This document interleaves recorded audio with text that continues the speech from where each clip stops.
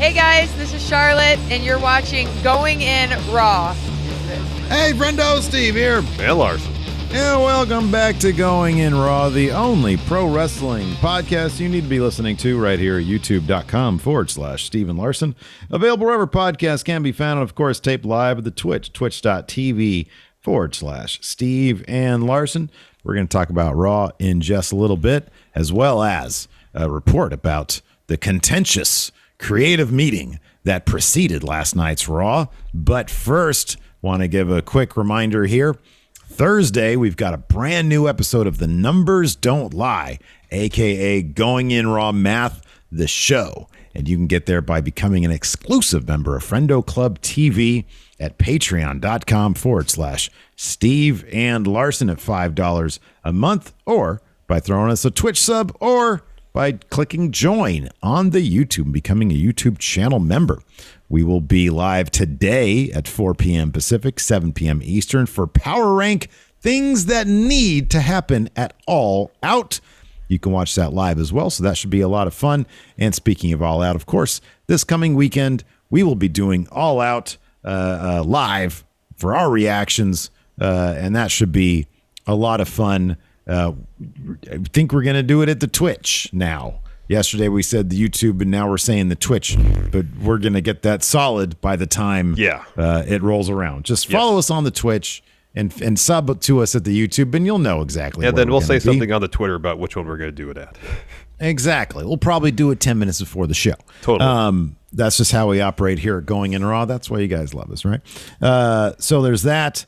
And then also, so is this from tomorrow in support of Twitch? Get your shit together with all these hate raid bot stuff going on.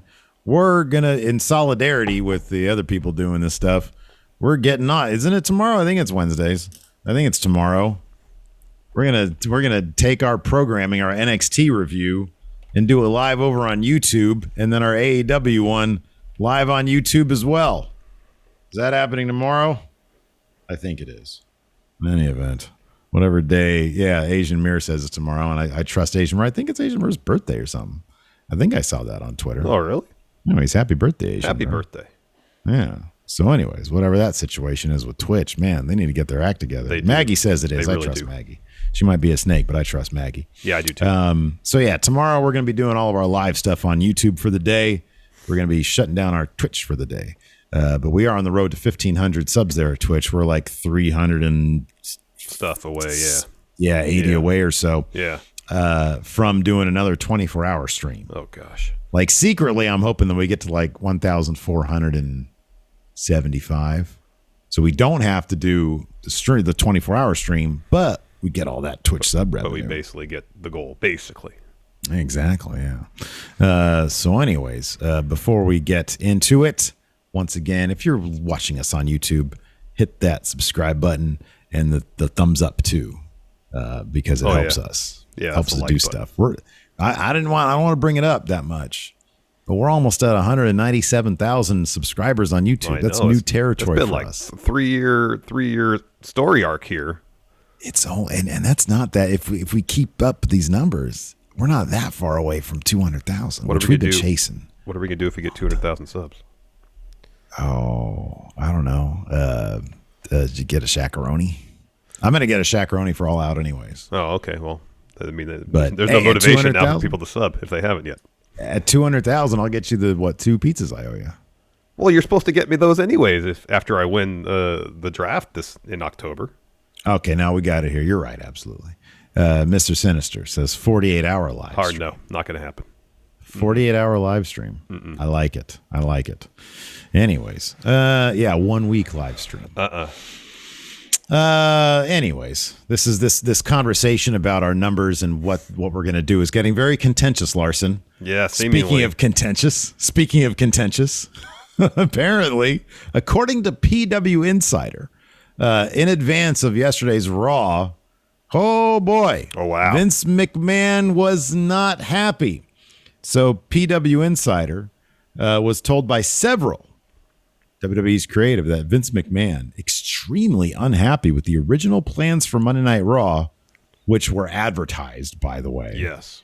Ripped up the script several times. Do you think that's literally? Do you think he has paper in his hands? I doubt it. I'm guessing most of the stuff is on some sort of digital format, either a laptop or a tablet or something. He has but like then again, on you his never pad. know. You never know. Maybe they do print off a bunch of stuff and hand out to people. I don't know. It's all old school and shit. So yeah, including the original plans and then the initial rewrite. So there was the original plans, which included, according to advertisements, Lashley versus Sheamus. Yes. Miz versus Morrison. Yeah. I think the open challenge was the Priest's open challenge was always the thing. To open the show, yeah. And then Eva Marie versus Doudrop was advertised and that was happened. a thing. Kind of happened. So PW Insider was told that McMahon started requesting new ideas. Give me some new shit. Some of which we are told were good and others not so good, but he rejected everything pitched to him before decreeing the new plans for last night's episode until 6 p.m. Eastern, so 3 p.m. our time. Yeah. So 2 hours before the show goes live, yeah. There was no official direction or plan for the episode. And this is the most interesting bit. One source who went through the process described it as, quote, the loudest and angriest they'd ever seen McMahon on a show day. Wow. I'll throw this one. And given that we know the turnover rate for writers is usually pretty short, this guy could have been there for like 3 weeks and he had never seen him get this loud. Entirely possible. Before. I mean, this could have only been like the fourth or fifth time that McMahon's ever been in the venue for. I don't know how much he travels anymore, I don't know if he's I have no idea. Or not. I mean, this could have been like, the fifth loudest or angriest this year, and this writer had only been there a couple weeks or a couple months. Yeah. But still, all that taken into consideration, I didn't think Raw was terrible. I thought that it seemed to have, in my opinion, I thought the opening had a bit of a spring in its step. I thought there were some matches that were just really, really good. There was some weird stuff going on, like with Charlotte and Nia Jax. Yeah. That was weird. That was weird. And then some of it was sort of just par for the course, what you'd expect out of a Raw. I don't know. What do you think? The U.S. title stuff was all pretty solid. I mean, I thought the opening segment was a little long, served its purpose, though. A little clunky in how it was constructed, but all in all. Actually, I think the only issue I really have with the opening segment is when Lashley's like, I want U.S. title, and then pivots to tag title, saying, I don't need the U.S. title after all. Why not have them all? Mm-hmm. It's like, yeah, I still want that U.S. title, but I can get a tag title tonight for sure. Yeah, I'll do that. Then focus on the U.S. title some other time. Because like here, the whole Lashley. Sorry, go ahead. What if he pulled double duty? What if he was in that as a four-way? And then, that'd been cool. And then, because I guess if the whole idea with having this segment, everybody wanted to go after the U.S. title, and then having Damian Priest pin Drew McIntyre clean is to elevate the U.S. title, and then having Lashley kind of say, tag title instead, it kind of undermines that a little bit. Just a little bit. Just a little bit. I could see that if he had just said, okay, I'll go after that in a bit, but you tell me I have a guaranteed tag title shot tonight, sure, I'll take that. Mm-hmm. Yeah. I could see that. I could see that point of view. I think you're right. In that it definitely was like sort of an oddly constructed. So because before Pierce and Sony got out, it was obvious nobody knew what to say. It was just like people were just rambling over each other, or there were like moments of silence. Yeah. To me, for me personally, that's a bit of a small quibble. Everybody seemed to be like into what they were doing in that opening segment, and I really love that they're really doing what they can to make something out of Priest. I think that he's clearly gonna be the top solo babyface once Drew McIntyre 1,000% goes to SmackDown. Yeah, he's going to SmackDown. If they've decided nothing else, they've decided that Drew McIntyre is headed to SmackDown to feed him to Roman Reigns again. Yes. And he definitely sort of passed that torch to Priest. So I could definitely see this kind of happening over the course of the next, I don't know, how long is WrestleMania? 8 months? 8 months. So they're setting up maybe, I don't know if it's immediate or in the near future, something between Orton and Lashley. Yeah. Would not be shocked if Orton picks up that belt. Riddle wins the Royal Rumble. We get Riddle and Orton at Mania for the title. And then all the talk of building up a heel Keith Lee having a heel Keith Lee Riddle feud sometime next year for the WWE Championship. Would not surprise me. I think that'd be great, and I think you're right. I think that, when I say Priest is the top singles babyface, it's clear that Riddle's the dude right now. Like you can feel it. You can totally feel it. Like, number one, they have really paired his rambly stuff backstage. Like, the addition of Orton has really focused it so that it's legitimately funny. Like, what he says is legitimately funny. The crowd obviously loves him, and having him with Orton, and Orton going after Lashley, I was thinking the exact same thing. And the only question is, how do you do it? If Riddle wins the Rumble, maybe that's the way. Yeah. If Riddle does, sit too close to the learning tree and turns on Orton, I'm not sure if people would really be into that. Maybe you'd have Orton turn on Riddle to sort of cut that off. Yeah. If he sees Riddle start to move up in terms of like their tag matches together, if Orton sees, oh man, this guy is really learning a lot from me and he's really becoming the dominant force in the tag team, Orton picks up that WWE title, and he doesn't like what he sees with Riddle, so he tries to take him out before he becomes a problem. Yeah, or it could be the situation where Orton wins the belt, and then Riddle wins the Rumble while they're still a tag team, and Orton sees Riddle as an obvious immediate threat for what he prizes most, which is the title. Yeah, that could be. But yeah, I think that's definitely a story that they can tell. It's sort of the reason why I thought that Riddle had a good chance at that Money in the Bank. I kind of feel like him with the Money in the Bank right now would be a lot more interesting than currently what they're doing with Big E and the Money in the Bank, which is kind of nothing. But hopefully they have a plan for that, and that'll see him through the draft and all that kind of stuff. See him get back with the New Day. Definitely. But yeah, I mean, yeah, there was you had mentioned in the pre-show that there was a bit of a slow a chunk of time towards this after the U.S. title match, which was great, which is absolutely fantastic. Which was a great match. Yeah, the show kind of got bogged down a bit until. I mean, the Nia Charlotte match was interesting just because it kind of fell apart. But really, the show kind of got bogged down till Xavier Woods versus AJ Styles. Yeah, right. Yeah, because that Omos Morrison match was not great. It's you're starting to see the limits of Omos, and they are vast. I mean, a big dude like that who I'm sure he's probably taken bumps, but. So far, like, I don't know, at some point it's going to be a big deal when somebody makes that dude bump. Exactly. I mean, in that match, there was just a couple instances where he didn't seem like he was in the place he was supposed to be. Yeah. And I mean, I imagine some of that just comes with experiences. Is you get the reps in, you learn, where you're supposed to be during certain spots, and so you'd think putting him, you'd think putting him in there with a guy like Morrison. The thought probably was.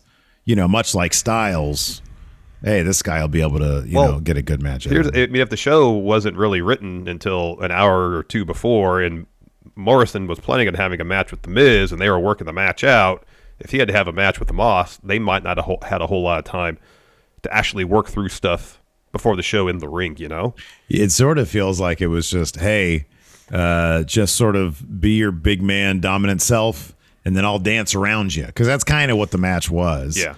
I did appreciate, though. I hadn't heard this before. Had you heard this before? Had Omos ever said, "This is my house," or did he say, "This is my house," or "This is the house that I built"? Oh, I haven't noticed that. He said, yeah, it was right before he delivers the finish.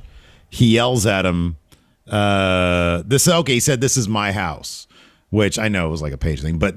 More importantly, AJ Styles would refer to SmackDown as a house that I built. Yeah. And I'm like, oh, that's kind of cool. He's taking a cue from AJ's catchphrase, catchphrase. I thought that was kind of neat. But yeah, we'll just go ahead and dive into it. Sure. Damian Priest comes out for his open challenge. He says he's planning on carrying on the tradition of the U.S. title, referencing guys like Rey Mysterio, Jeff Hardy, and John Cena. He calls for the open challenge. Sheamus comes out.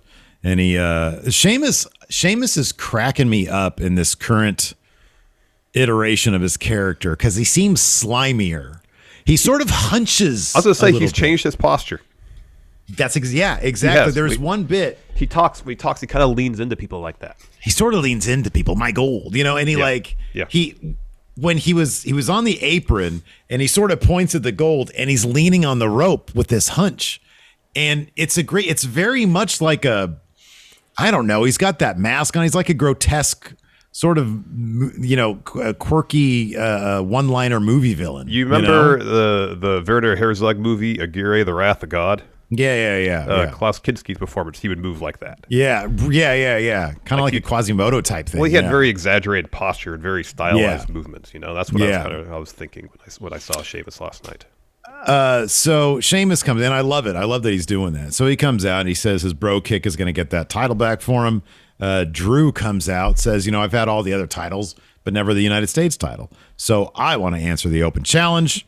Oh, what's up, Nerd Cube? Dan. Oh, hello, Dan. Has raided our Twitch stream. What's up, Dan? Hi, goodness, Dan. Raids from all over the Friendoverse today. So Lashley comes out. MVP says maybe Bobby Lashley wants to be a double champ. And then RK Bro comes out. Randy says, Riddle, I don't mean to put words in your mouth, but I think you'd agree with me that everything MVP just said sucked. And so Riddle says some funny stuff. Orton calls Lashley greedy. He wants something he can't have, a second title.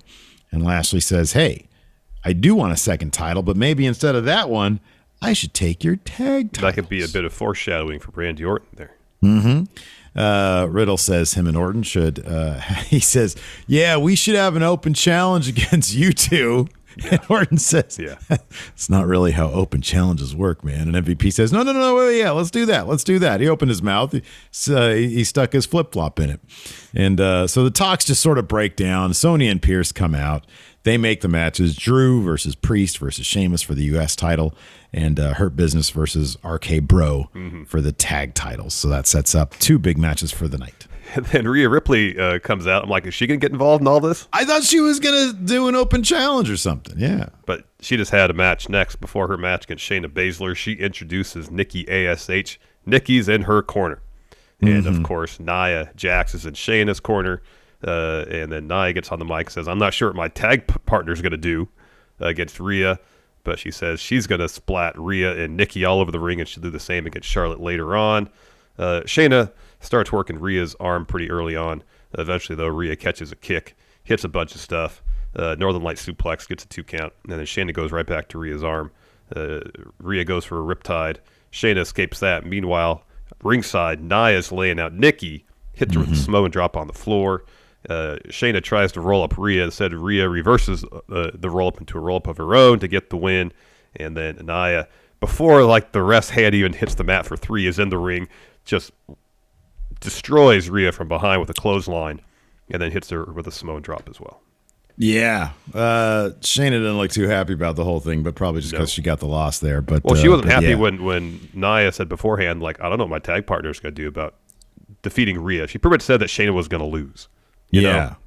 And Nia evidently, new gimmick, Nostradamus. He said, my partner's going to lose, and I'm going to wipe the floor with all of you, and then things are going to get really nasty with Charlotte.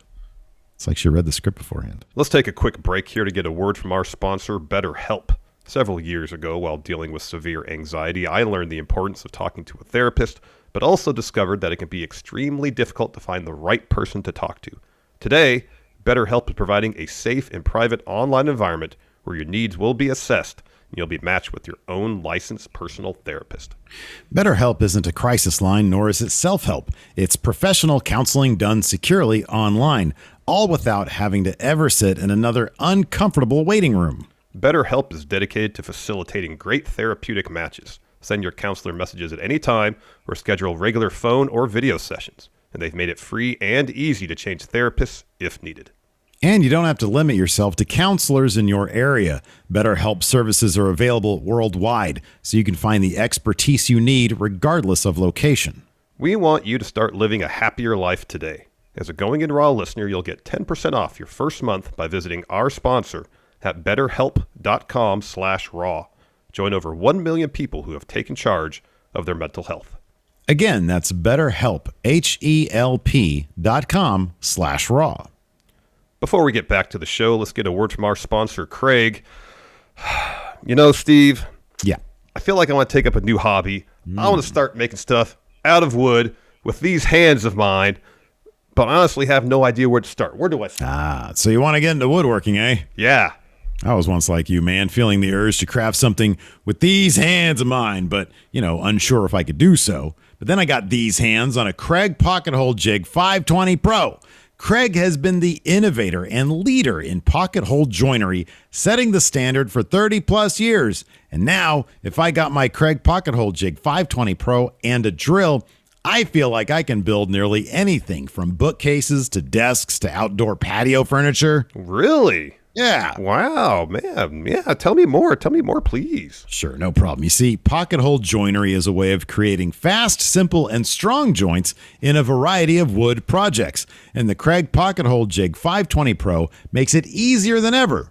You know me, Larson, I've never been terribly handy, and the thought of building something out of wood with these hands of mine seemed like a pipe dream. But after going to craigtool.com, that's K-R-E-G tool.com, and getting my hands on a Craig Pocket Hole Jig 520 Pro, I can build pocket hole projects anytime, anywhere. Wow, really? Yes. Really? Yes. Wow, I'm impressed. But can you build me a bookcase? A bookcase will look great right there behind me. Can you do that for me? No, Larson. You know why? Why? Because you can do it yourself. Oh. Now anyone, even Larson, can easily create perfect and strong pocket hole joints with the Craig Pocket Hole Jig 520 Pro. It works with a wide variety and size of material and is great for building all types of indoor and outdoor wood projects. The Craig Pocket Hole Jig 520 Pro comes with everything you need and retails for just $99.99. It's available nationwide at Home Depot, Lowe's, and other home centers, woodworking, and hardware stores. Learn more at craigtool.com. That's K-R-E-G tool.com. Again, that's craigtool.com, K-R-E-G tool.com. After that, we had sort of an old school Viking Raiders promo with the red light thing, and they seem to be back in full form. Raid. After that, we had the Viking Raiders versus Jinder and Veer. This was interesting because Jinder ended up eating the pin on a Viking experience. Yeah. So they're protecting Veer, apparently, man. Yeah, I was kind of thinking that maybe we get more story out of Jinder and Drew, but at the same time, it's not like what the creative came up with was all that great. Like the whole motivating force behind the feud seemingly was to promote a motorcycle toy. Mission accomplished. Maybe they sold their nut. Maybe they, sold their quota. And they're like, all right, that we achieved what we wanted to with the storyline. Moving on, Maybe they overperformed. They're like, wow, we sold out of the motorcycle in 3 days. You guys didn't even need to have that SummerSlam match because they never really brought the motorcycle back up. No, so they must have sold. It became plenty about the sword. Then they were like, let's focus on the sword because they were selling a toy sword at SummerSlam. Superstore, SummerSlam, Superstore. So interesting. After that, oh my gosh, Drew versus Sheamus versus Priest.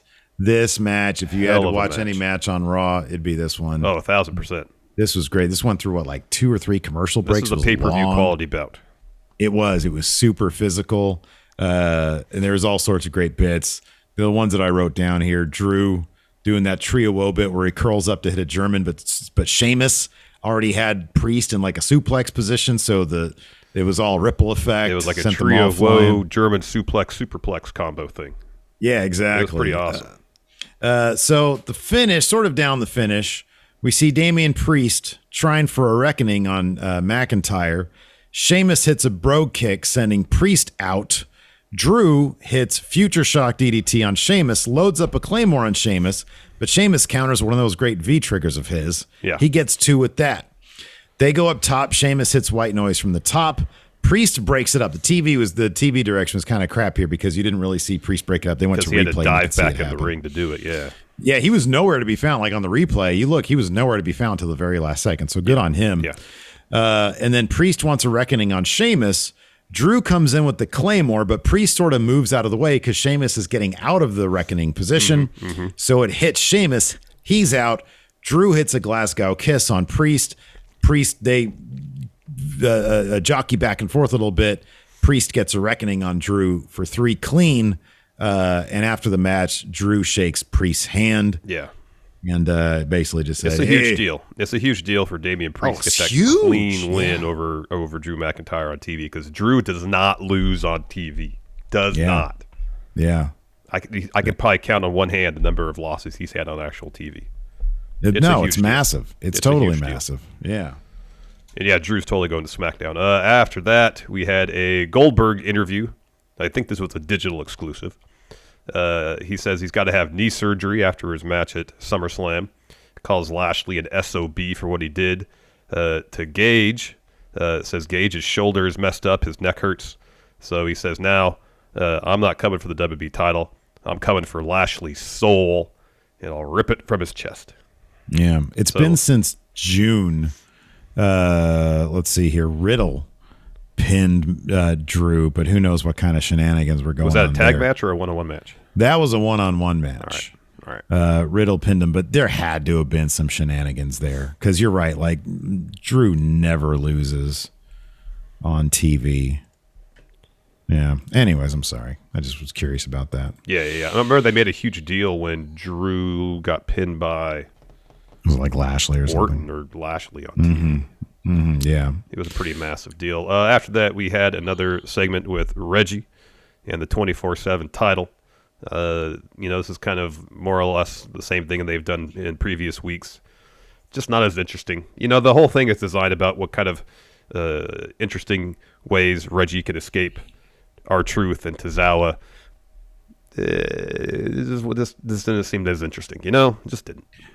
Do you think they filmed all these in like one day and they have a whole month's worth? That's entirely possible. Or do they just do stuff? I don't know if like that park, because last night Yeah. Raw was in Oklahoma City. I don't know if that park is actually in Oklahoma City or not. Or that's a good point. Take a day and shoot 2 or 3 of these little vignettes. I mean, you can see the skyline of whatever city they were in behind them.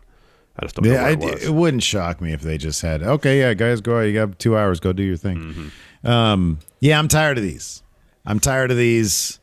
I don't know what to do. I don't know. I mean, they don't take a lot of time. It's not like it, it's like if you watch the Hulu version, you're not going to watch this. But I mean, I don't know. I feel like this is when it could really use being your old idea for the television title, the network title, which is where, it's all just a title. It just shows up randomly, like it just cuts into the feed of whatever you're watching on the network, which would be probably kind of annoying, to be honest with you. But I think it's a great idea. Because all of a sudden you just see action going down. Yeah. I don't need this on my TV. Well, here's the thing with that is you can just shoot a bunch of that stuff, have it in the can, and then just run it randomly, or schedule it to appear to run randomly on the network. Yeah. I don't know. I mean, last week it was really cool. You're right. If they kept on escalating the cool stuff that Reggie does, that's what you want to see. But like this week, he got up on like the park structure thing, and then he just sort of got down. He couldn't think of anything cool to do that wouldn't probably blow out his knees or something.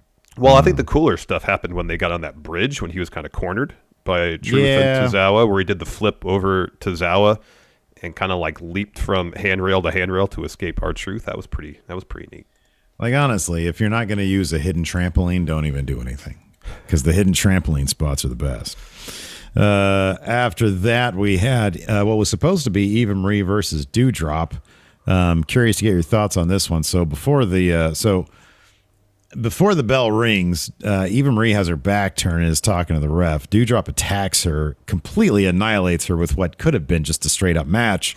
Hits her finish on her, counts her own 3 because the ref's sitting there like the match isn't even happening right now. And then Doudrop goes down as the ref says, yeah, Eva Marie cannot compete in this match. And she gets a match, says the winner of this match, Doudrop. Which I'm fine with because Doudrop is destroying people, and that's great. But what's the caveat here? Eva Marie's already eaten a pin, like to Alexa Bliss. I don't understand.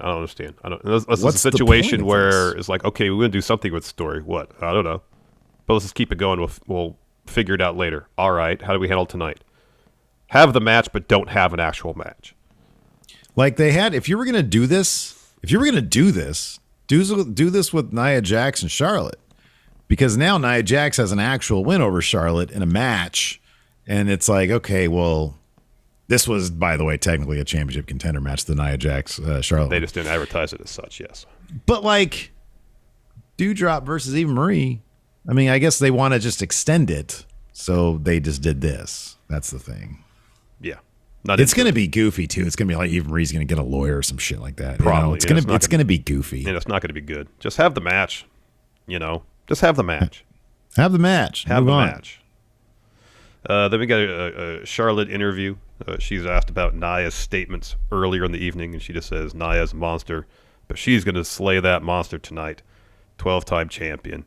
Long live the queen. Even this interview seemed like, I'm checked out. She was like, yeah, I'm not into this whole. Because last week, here's the thing, she dropped 2 promos last week, so we're like, all right, you get one short one this week. Yeah, right. You did yours last week. You hit your quota. But after that, before we got to that match, which was a little bit later, we had Karrion Kross. Now his straps stayed on, and they looked a little bit better. They weren't as bright red. Yeah, they kind of toned down the brightness. Yeah, they brought down the saturation. He still looks so self-conscious wearing all that stuff. He looks like he would rather be anywhere else. He thinks to himself, man, remember that time in Impact when I wasn't happy and I just stopped doing anything there? That's a vacation. That's like a holiday. That's like Christmas compared to what's going on now. He still got the win over Humberto Carrillo. He choked him out, but Humberto got his shit in. Yeah. He got his offense in. So let me ask you something. Yeah. So they seem to make outside of the matches against Keith Lee, or the match. They just had one, right? They said one match. Him and Keith Lee, they split. They did split. Okay, they had 2. So apart from those 2 matches, they've had Karrion Kross wrestle high flyers, Hardy, Ricochet, Carrillo. I would have to think that's intentional. If that's intentional, where is that leading?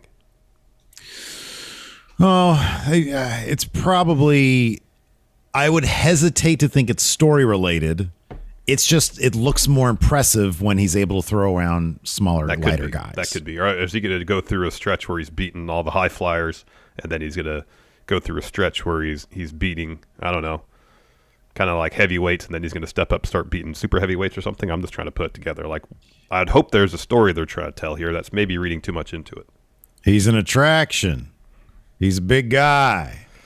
We put him in there with small guys. Sorry, I forgot that Bruce Pritchard's writing this stuff. And he's an attraction. He's a big guy. That's the extent of it. Yeah. It'd be cool. It'd be cool if he was moving his way through weight classes, but I kind of doubt it. This is WWE. He looks great throwing around smaller guys. He's an attraction. Find some semblance of a story being told here, but he's an attraction. He's an attraction. So yeah, Kross got the win. Saito suplex, cross jacket. Carrillo taps. Then we get a Nia Jax interview. She says she's going to crush Charlotte and anyone who gets in her way. He says, hey, you saw what I did to Rhea and Nikki. And then she says, I'm going to take Charlotte's invisible crown and shove it up her royal behind. You remember that time we did that the Internet Darling show was like, hey, what's a wrestling opinion, an unpopular wrestling opinion you have? Here's mine these days. I really like Nia Jax. She has this air about her of I just don't give a shit. She does. But really like does. in like kind of a good way. Not like a Karrion Kross, like I don't feel like going to the gym today way.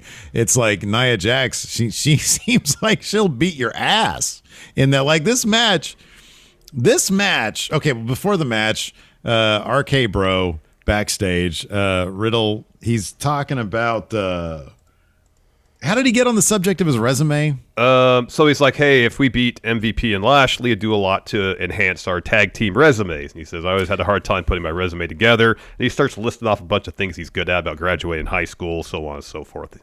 And Orton says, hey, the only thing you need to be good at today is being my partner. Let me do what I do and we'll win. And Riddle says, I won't let you down. And it starts listing off a bunch of other things that he's good at, like eating and growing. Yeah. I like when he said graduated high school and Orton said, are you sure about that? Yeah. They have such great chemistry. I like when Riddle says, oh, Randy, you're tall. You must eat a lot too. Or you must be good at eating too. Randy does, like he's able to hide it really well, but you can tell that dude wants to crack up at this entire thing. And it's kind of awesome. So anyways, let's talk about this Nia Jax versus Charlotte match. Nia really does have this thing about her. I mean, obviously, this is going to be the next feud for Charlotte. Yeah. But, like, the bit where it got testy. So Nia's using her early on. Charlotte's being really sort of coy, right? Yeah. Like she's playing with her. She's getting out of the ring, getting back into the ring. Eventually, Nia is able to sort of take over with just her power. Like she does a lot of shoulder tackles, et cetera, et cetera. Yeah. At one point, Nia showboats. She starts doing the Rikishi thing, slapping her butt.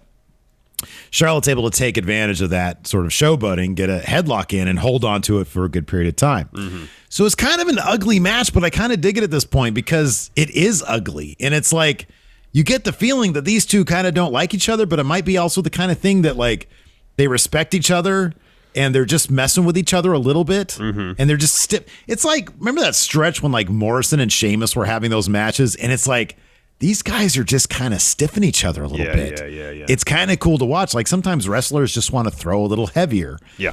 And this looked kind of like that. Like none of it was pretty at all. No. Even before it started getting a bit chippy. So it kind of feels like things started to turn a little bit because Nia hits Charlotte with like a belly to back, but Nia doesn't fall with Charlotte. She just kind of dumps Charlotte on her back and more so on her shoulders. Yeah. And so the match kind of continues. Charlotte goes for a moonsault. Nia gets her knees up, hits a Samoan drop, goes for a leg drop. Charlotte evades, hits a boot, and then they start kind of like hitting each other. Throwing some slaps, some shots. They sort of stand there, and Charlotte like sort of slaps Nia upside her head a little bit and catches some of her hair. That seemed to have been. And Nia gets this look on her face like, oh, you really don't want to do that with me. Like, you really want to do that? And Charlotte looks like she's fucking with her. And so like they slap at each other, and it looks real. It's clunky. And it's really clunky. It's clunky. And there's like awkward pauses. And then it seems like they just realize, we should probably get back on the same page. Yeah. And so Nia hits, what is it? She want to put a power bomb, yeah. Yeah, it hits her with that nasty, like one arm power bomb. And that was the match right there. Yeah, there's this really kind of clunky bit where Charlotte is kind of on Nia's shoulders.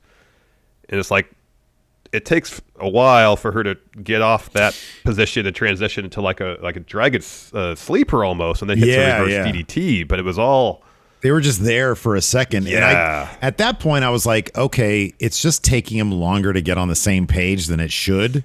But I feel like at that point, it wasn't like a shoot because they weren't doing anything except, okay, how do we get out of this and continue our match? So according to PW Insider, there was an element to this. Their sources backstage. There was an article today from PW Insider. Mm-hmm. There are some legitimate issues that they said that the two played into during the match, but nothing happened afterwards backstage. Mm-hmm. It just seemed like a couple of people who are maybe comfortable getting chippy with each other, and they started really messing with each other in the ring. Then they got it back together. That finish was crazy though. Like that was a nasty one-arm power bomb. And it was a clean win for Nia Jax. Yeah, it's pretty surprising. She looked gassed by the end. I mean, it was a 15-minute match. It was like a 10, 15-minute match. It's interesting how they've been booking Charlotte as top heel in the women's division, and then like Nia is seemingly top heel now. Mm-hmm. You know? Yeah. No, it was interesting. Curious to see where they take that. It wouldn't shock me if they ran it back next week. Another championship contender, man. Maybe Charlotte will win this one. You know, they like to trade off a little bit back and forth during their builds. Yeah. And then maybe we'll get an actual Extreme Rules match of some sort at Extreme Rules. Could be. I wouldn't mind seeing that. No. After that, we had a John Morrison promo. He talked about how he's supposed to have a match against The Miz, but The Miz no-showed. And then Morrison says, "I promised my acting coach that I would prove that I'm the better man." The bigger man, sorry. And he says, "I still want to prove that. So I asked for a match and was granted a match against the largest human he knows, which was Omos." So he tells this to Omos, and Omos says, "Well, sucks to be you." And he walks off, and Morrison just says, "Yeah, I know." I love Morrison. He's great. We had this match, and we sort of talked about it already. It wasn't much to speak of. Morrison was trying to cut down the big man with some, clever-looking athletic stuff. But in the end, Omos hits his finish, screams, "This is my house," to Morrison. Yeah. At the end of that match, because AJ's already out there, we go Xavier Woods comes out for his match was AJ Styles. And I'm telling you, man, Xavier Woods is like, he's on a mission right now, like to be one of those guys, you know? And I think it's because King of the Ring's coming up, and he obviously is going to feature prominently in that. You would hope so, yeah. Yeah. Because it was a terrific match with just some very basic, excellent storytelling. AJ working the knee of Xavier Woods towards the finish, gets him in the calf crusher, and Xavier is able to climb to the ropes, and he reaches out, and he just can't hit it. He has to tap out. I thought it was just a really classically booked wrestling match. I thought it was really good. Yeah, it was good. It was solid. Then we got our main event, RK Bro versus Bobby Lashley and MVP.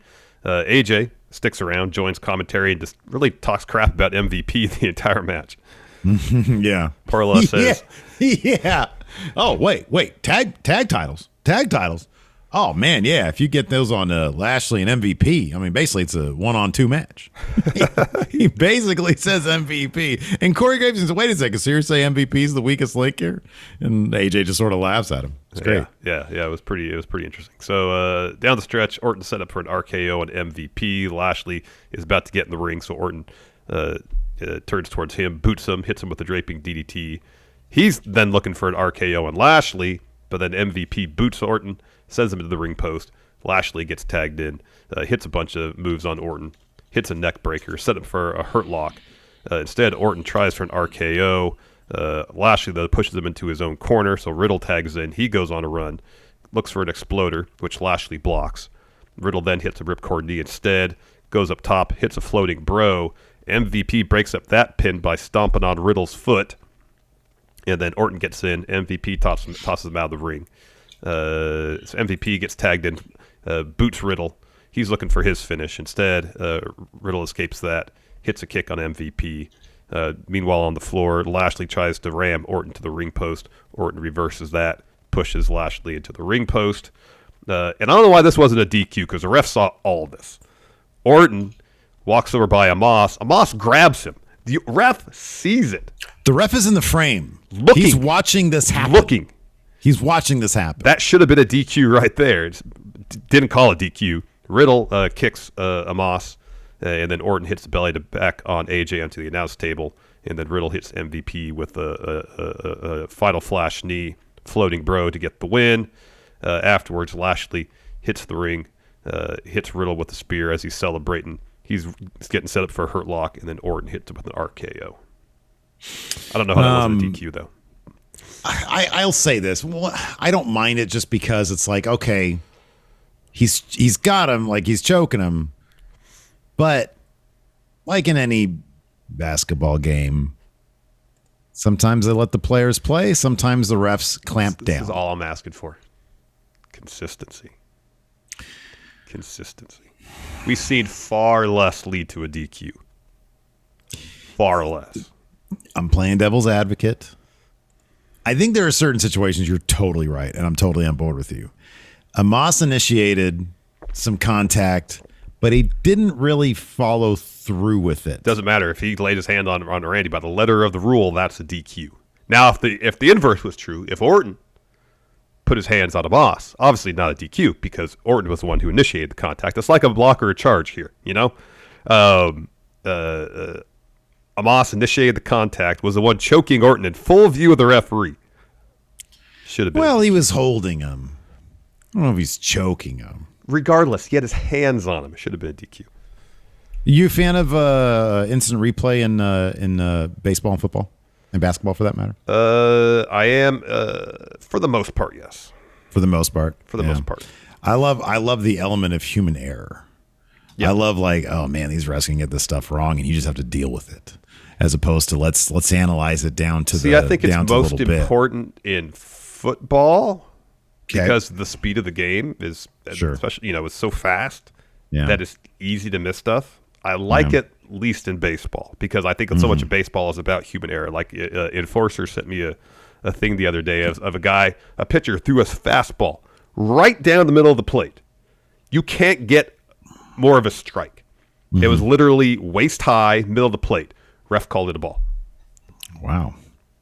Yeah. Just a straight fastball right down the middle of the plate. You just gotta be like, hey, ref was drinking that day. He was he had his vision was impaired because he had too much of the Bret Hart rum. Yeah, I don't know. Are you gonna buy a bunch of that? Maybe we should do Going in Raw Math on Bret Hart's rum. There you go. I think that's a great idea. We got an NXT tonight. We do. We got a preview here. Johnny Gargano and LA Knight. John. Yeah. Are going to collide on NXT. Oh, yeah. Sorry. Tommaso Ciampa looks to get even with Ridge Holland.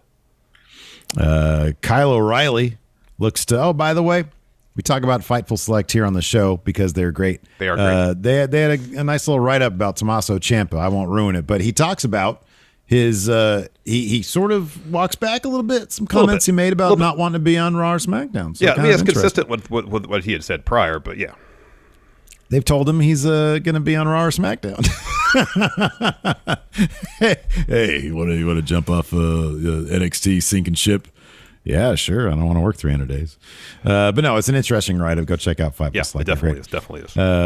Kyle. Oh, did we? Yeah, already. You got the Kyle O'Reilly one. You're in the process of reading it. Kyle O'Reilly looks to humble Duke Hudson. Duke. Steve is rooting for Duke Hudson. 1,000%. Duke's about to tap out. You got that right. Heel hook for Duke. NXT UK champion Ilya Dragunov rolls back into NXT. Oh, nice. That's awesome. I wonder if he's going to have a match. And then Ikemen Jiro accepts Roderick Strong's open challenge. Roderick Strong will notch a real victory now. Not like his fake loss from last week against whoever that was. Who did he fight last week? The heavyweights, it didn't count. Yeah, the heavyweights, they don't count. It was Ilya. That's right. It was Ilya. He was. That's who Malcolm Bevin says was a heheavyweight. That's right. That's right. Anyways, let's go ahead and answer some questions. Sure. If you're in the Twitch chat, do us a favor, highlight your message, and maybe we'll read it. Sounds good. Sounds good. I'm over here on the Patreon. Let me load this. Load this sumbitch up. Here we go. All right. First up from Jay Ship. Raw's tag team division feels a lot like a lot of thrown together teams. Which proper tag team takes the belts off RK Bro? And where do some of the thrown together wrestlers go from their teams? I don't know exactly how you do it, but the New Day take him off RK Bro as part of Big E coming over via the draft and mixing up with Lashley and the WWE title and Orton wanting the WWE title and the tag teams. You craft some sort of cool story like that. Or a Viking Raiders take him. That's also a good idea. The Real Chestnut says, can Nia be booked to be Nikki's supervillain, or has that ship fully sailed and crashed? Dude, they all can be great supervillain. I mean, think about it. There's an entire rogues gallery potentially for Nikki ASH, including Charlotte, who literally dresses like Thanos. Yeah. You've got, Nia Jax looks like supervillain. You got Alexa Bliss clearly is a supervillain. Shayna as well. Shayna, the Queen of Spades. That's a supervillain moniker right there. Mm-hmm. And then even if Rhea, they want to turn Rhea, she looks like a supervillain. Yeah. It's all great. I know. Eva Marie. Yeah. Cons King says that park was right across from the arena where they filmed the bit. So confirmed 24/7 segment in Oklahoma City. They do it week to week. Sounds right. Anthony R. It seems they got the message on no more consecutive rematches, but it seems that they're now teasing feuds and dropping any mention of them next week. Did this Raw script feel rewritten to you? Oh, yeah, Anthony. We talked about that ahead of the show. He obviously wrote this yesterday when I posted the thread, so he doesn't know that. But yeah, this episode clearly was written and rewritten a couple times. Yeah. Gregory Fiella, when they eventually do break up, do you think Riddle turning on Randy would be better and could have a better story be told than just Randy RKOing Riddle out of nowhere? I love the idea of Riddle turning on Randy. I don't think they would do it because you would probably kill the fans if he turns on Randy. So the whole point of this is to build Riddle up into a huge baby face. Yeah. So like if they could do it in a way that'd be just one of those badass things, it's like, oh, cool people doing cool stuff. Mm-hmm. But I don't know. They're not savvy enough to do that. No. He's an attraction. Tuck 23. Who would either of you like to see win the King of the Ring and why? Xavier Woods is the obvious answer. Correct. Let's set Xavier Woods aside. Okay. Somebody else to win King of the Ring. I'm going to say Apollo Crews. Oh, that's the answer. That's the only answer because he talks about, being basically Nigerian royalty. Oh, that's the only answer there is. That's great. Can't do better than it. Let's see. Pop Punk Bob Ross. What do you think the plan is for Alexa Bliss? She's an attraction. Sorry. Get me coughing again, huh? I know. I don't know. Yeah, she challenged Charlotte, and then that didn't happen. She came out and said hi, Charlotte, and then nothing. Yeah, how weird is that? So I don't know what the story is. They don't have a plan. They don't know what the story is. They don't know what the story is. That's clear. Yeah. That's clear. Cosmic Night Fury, I realize why it can't happen because of the action figure deals, but how badass would it have been if Rhea Ripley accepted Damian Priest's U.S. Championship Open Challenge? That would add a lot of new layers to her character, portraying her as a true badass with a mean streak that justifies her stepping up to a giant dude like Priest. Yeah, I mean, if they could have her be like, I don't know, I could see her as the next China. I could see that. They're never going to do it. That's never going to happen. Be cool. It'd be cool. I don't know. Apparently, the Raw ratings are in as 1.9 million. What? It's pretty good. Good for them. Tronin says Raw did as 1.91 million last night. People literally have to be watching this show just out of habit at this point. Tronin says, I am personally guilty of this. I literally have it on my TV while I'm playing video games. It's a shame that this is easily the worst wrestling program that airs throughout the week and still gets these numbers. Dude, I mean, I think a lot of people, and I don't know, I think there's plenty of people out there who just enjoy it because they enjoy. I mean, that's like what Night by Night says here all the time. If Night by Night's here, I just enjoy it because I enjoy it. Mm-hmm. I don't pick it apart. I don't overanalyze it. I just enjoy it to enjoy it. It's kind of like I was watching somebody posted on Twitter, I think, a quick clip of a CM Punk versus Triple H contract signing when CM Punk was saying, you think I hate WWE? I don't. I love this place and I want to see it be better. Triple H says, tons of people love this place the way it is. You're just trying to get ahead as long as you're on top. You want to see it be better as long as you're on top. You're a hypocrite, right? Yeah, I remember that one. Yeah. I think Triple H is right. I think tons of people just like it for what it is. They like it because they like it, But I think there's an element, a lot of people that is probably listeners of Going in Raw who are in the Punk category. They want to see it get better. They watch it. They continue to watch it because, hey, it might get better. There's going to be good points. There's going to be memorable points. Yeah. And it could happen at any time. Yeah. White Brownie, should WWE start having both King of the Ring and Queen of the Ring matches next week? They might wait till after the draft.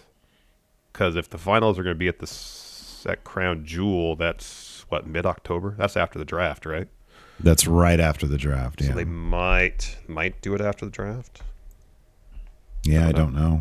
You'd think that they'd announce it at some point, though. Let's see here. Moses opposes. Let's say Shanky and Veer go into the tag division together. Who would you pair Jinder up with to create a new tag team going forward? So Shanky and Veer are out. Yeah. I say have Jinder and Drew McIntyre 1,000% make amends. 2-man band. I think they would be hilarious together.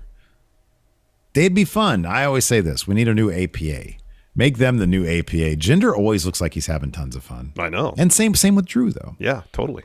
I think that'd be a lot of fun. Yeah. 2-man band. Yep. 2-man band. There's your gimmick right there. Maggie asked, Steve, have you caught up on Heels yet? Not yet. I need to do. I might do that tonight. Isn't Punk at episode 3? Yeah. Ricky Rabies or something like that. Something like that, yeah. Yeah. Let's see here. Eddie Brock's Venom. At what point should Bobby just turn on the MVP because he's the weak link? He loses every match he's in, and when they tag, that gives Bobby an L as well. Well, for one thing, Eddie Brock's Venom, they don't have rankings in WWE, so I don't think Bobby Lashley cares much about L's. And number 2, I assume that MVP is an excellent manager who Lashley appreciates that he's willing to get physical even though he's past his prime. So I would say he should not turn on MVP because he doesn't need a tag team partner. He needs a great manager. Yeah, agreed. Let's see here. A couple more questions. Michael Migand says, do you think there's ever been any serious intent behind the older matches that WWE adds to their YouTube channel, and any chance that a higher view rate can influence any of their booking decisions, such as rekindling old feuds or bringing back legends? I would love to say that would be a potential driving force. I don't think it's out of the realm of possibility. I think that when they've seen big numbers on YouTube, in the immediate, they push things like, for example, when they saw how good and this isn't a good example, it's not an example that I think is a positive one, but Lashley and Lana would do huge numbers on YouTube. Yeah. And I think that probably fed into them doing more. Yeah, definitely. But in terms of putting up old matches on YouTube, if they did really well, I don't necessarily think that would play into the booking decisions, but I guess you never know. Yeah, you never know, but I'd be pretty surprised if that were the case. Yeah. Let's see here. This is great. Kenny T says, I simmed several years into the 2K20 universe mode, and somehow Naomi became the United States champion. He says, power rank top 5 intergender dream matches. I like the Rhea Ripley Damian Priest idea. That's interesting. He says, my number 1 is Charlotte versus Seth. Ooh, that could be a good one. I'm going to say Charlotte versus Brock Lesnar. Ooh, that'd be good. Yeah. That would be good.